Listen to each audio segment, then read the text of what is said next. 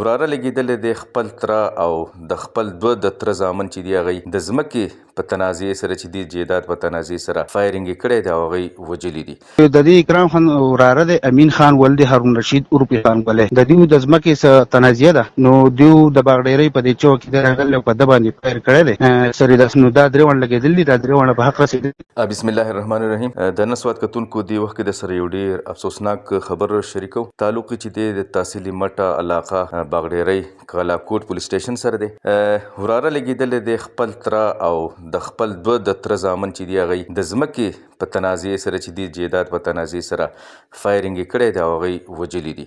پولیس چې دي هغوی چې دي سرچ اپریشن شروع کړی دی د قاتل د ګرفتارۍ دپاره. دا واقعه څنګه پیښه شوه د دې وجوهات څه دي د دې ټولو دپاره موږ رابطه کړې ده د ایس ایچ او کالاکوټ زاهد خان سره. د هغه نه تفصیلات اخلو. ایس ایچ او صاحب دغه تفصیلات را سره شریک کړئ.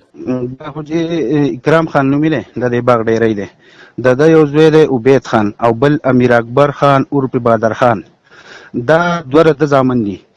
نو د دې اکرام خان وراره دی امین خان ولد هارون رشید عرف خان ولې د دوی د ځمکې څخه تنازعه ده نو دوی د باغډیرۍ په دې چوک کې راغلي او په ده باندې فایر کړی دی سرې نو دا درې ونه لګېدلي دي دا درې ونه په حق رسېدلي. ما لګیا یو جناب اس پي صاحب او ټول د اس پي صاحب ټوله نفرې راغلې ده سرچ کوو د ملزم په طرف کې انشاءالله چې زر به موږ ملزم ګرفتار کړو. ایس ایچ او صاحب ستاسو د تفصیلات راکولو ډېره زیاته مننه.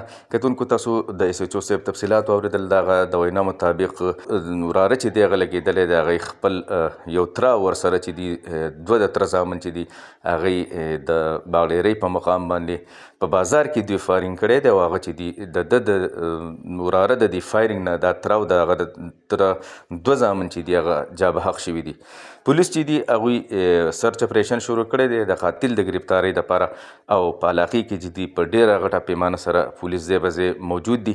د هغې نه علاوه کوم ډیډ باډیانې چې دي هغوی چې دي د مټې سیول اسپتال ته منتقل کړي دي او مزید د پولیس کم تفتیش چې دی هغه روان دی. کتونکو دا د نن سواد تازه ترین د نور اهم او مهم خبرونو دپاره ګورئ د نن سواد.